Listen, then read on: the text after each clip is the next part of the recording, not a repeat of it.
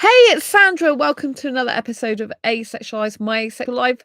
Subscribe and hit the bell icon for advice about dating and relationships, love, life, and to be more confident in your asexual life. So, today's topic is all about traits you need to avoid when looking for an asexual relationship. First of all, you need to decide where you fall on the asexual spectrum. The reason you need to decide this is because you need some sort of thing to base what you're looking for in a relationship. Now, I know some people don't like labels.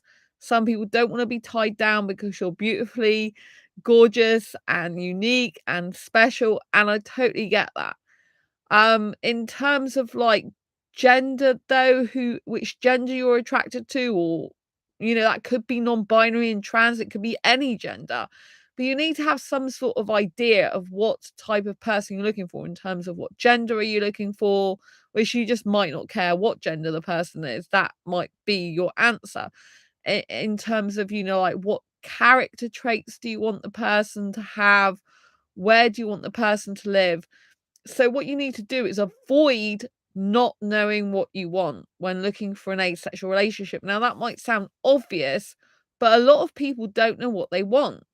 So when you've determined where you fall on the asexual spectrum, like in terms of what your romantic orientation is, in terms of who you're aesthetically attracted to, this type of thing, then once you determine where you fall on the asexual spectrum, you might still be discovering yourself, though. That's perfectly fine.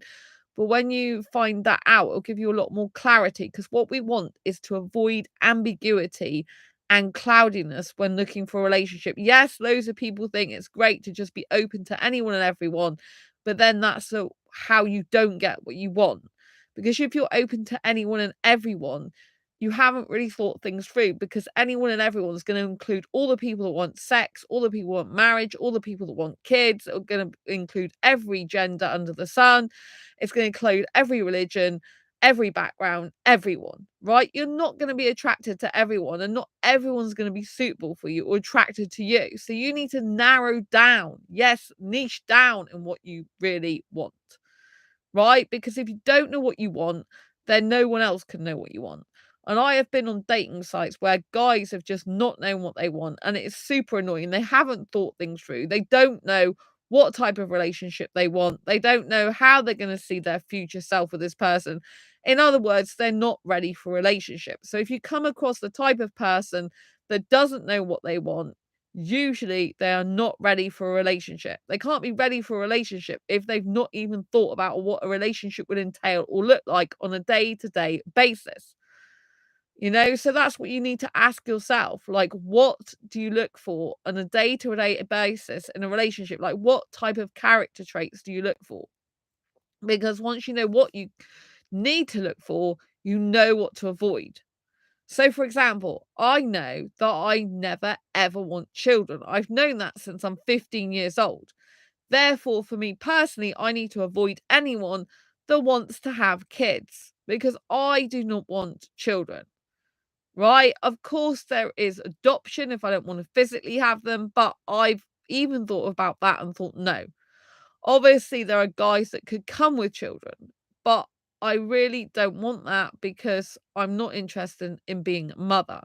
It's not something that I want to do. I like being young, free, single, and if I was in a relationship, I would like my freedom within the relationship, not be tied down to children. This is my personal view. Because if I was a mother and in charge of children, I would be a different person. I would act differently and behave differently in certain situations, right? Because I do have character traits that would be suitable to be a mother, in the sense that I'm very sensible, I'm very caring, I'm very responsible.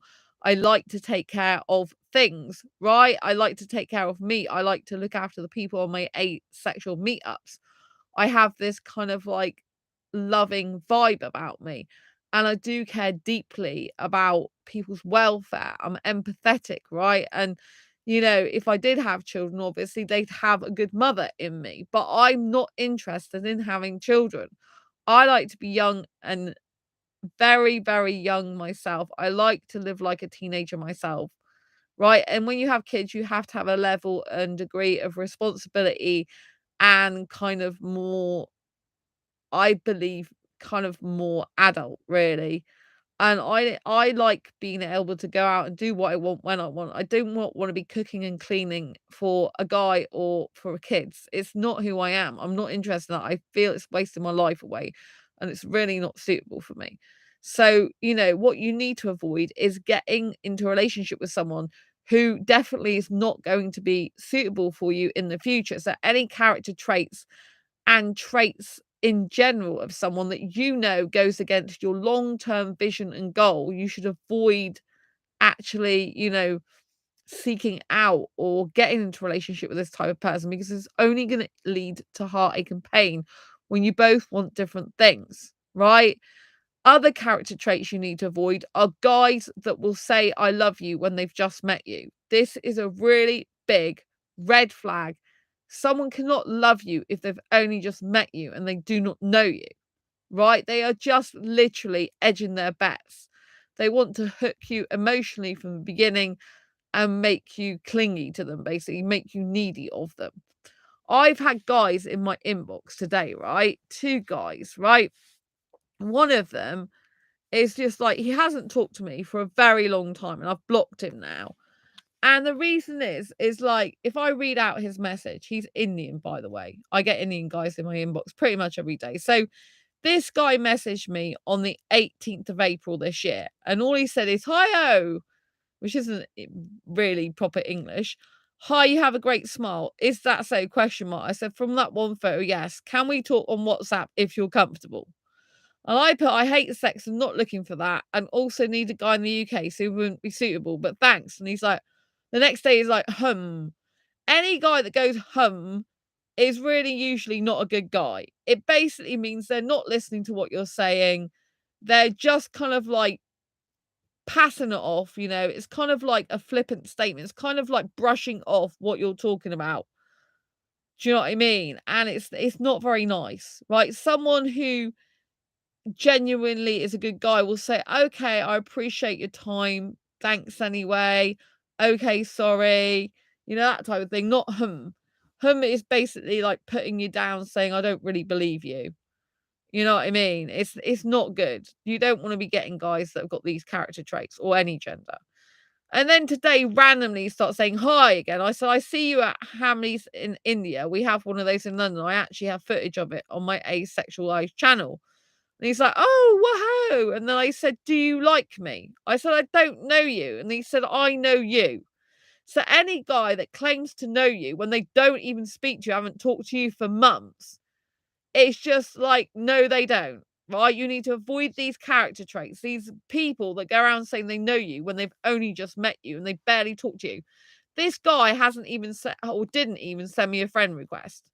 Right? So if any guy says they really like you or love you, whatever crap they tell you, excuse my language, when they first meet you, they in no way really like you if they're not prepared to friend request you on Facebook. If they're not prepared to friend request you, it means they don't want you to access their Facebook profile.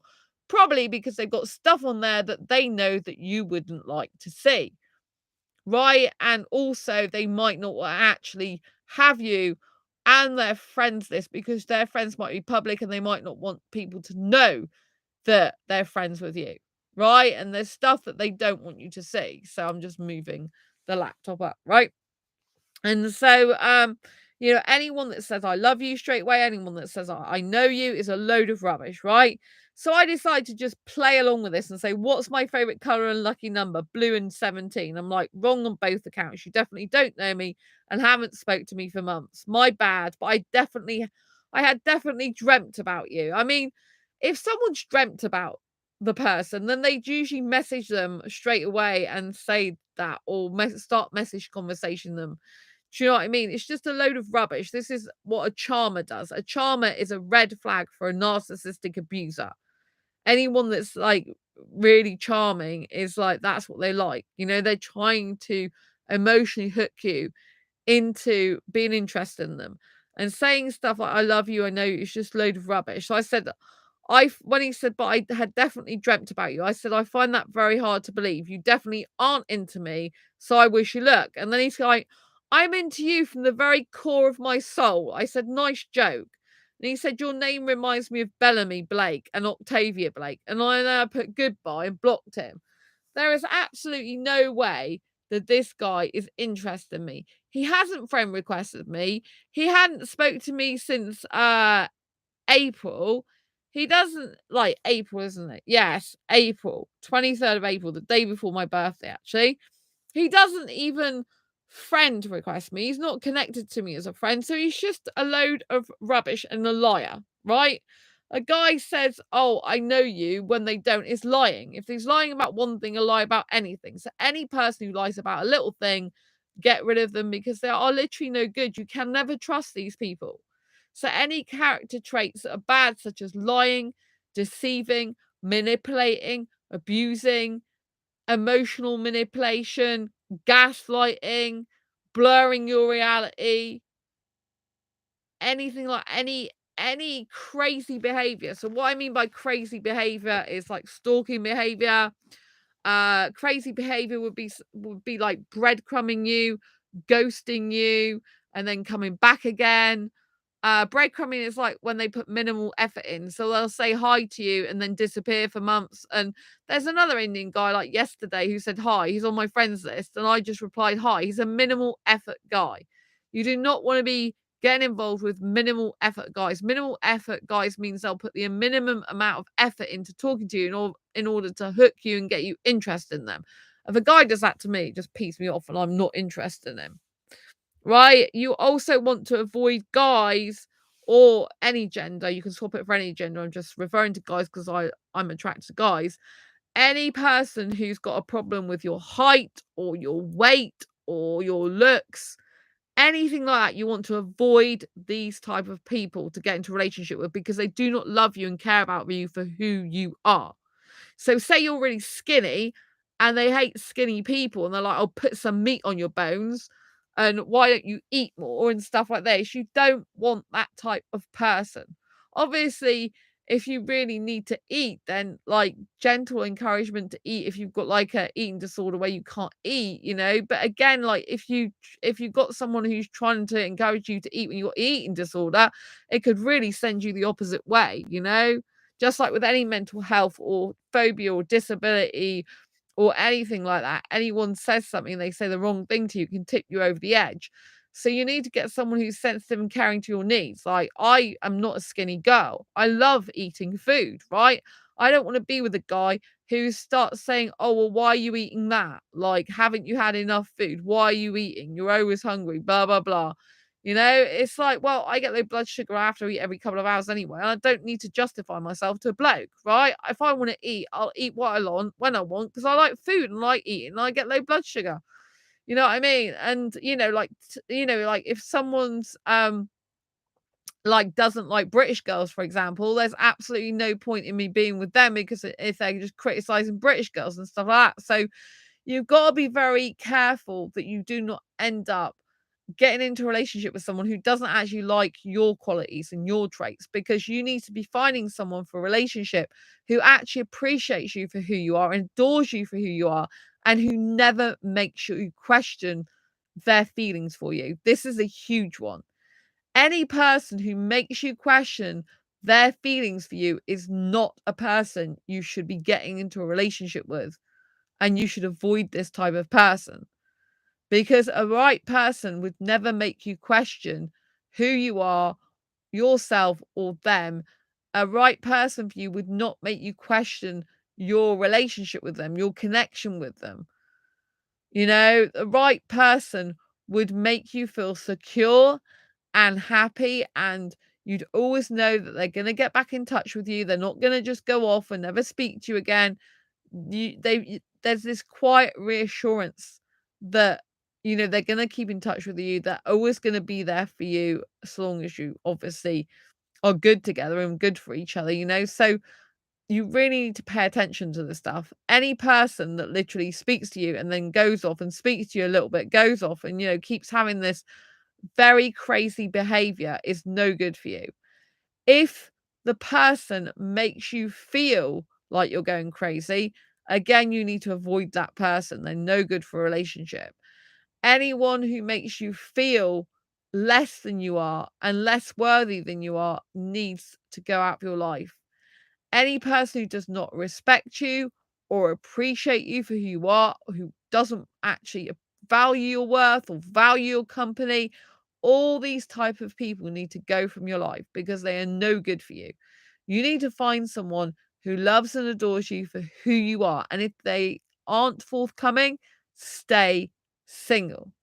It's much better to be single and be happy than it is to be with the wrong person in an abusive, low quality relationship.